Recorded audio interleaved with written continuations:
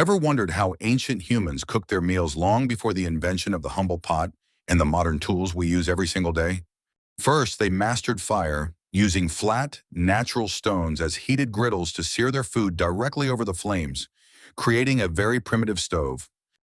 By heating stones until they glowed, they created a portable, searing surface that cooked meat perfectly without needing any specialized tools or metal equipment.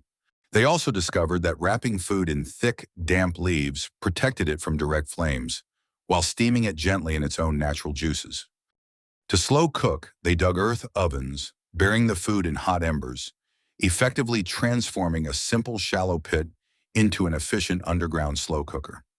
This ingenious technique locked in moisture and flavor, turning tough, raw ingredients into a tender, delicious feast for every member of the hungry tribe. When they needed to boil water, they filled waterproof animal skins with water, then carefully added superheated rocks to bring it to a boil. Watching the water bubble up instantly was a true spark of genius, allowing them to boil soups and broths anywhere they could find water. Cooking wasn't just survival, it was the heart of the community, bringing everyone together to share warmth, stories. These ancient methods laid the foundation for every kitchen we use today, proving that human creativity thrives even in the simplest of early times.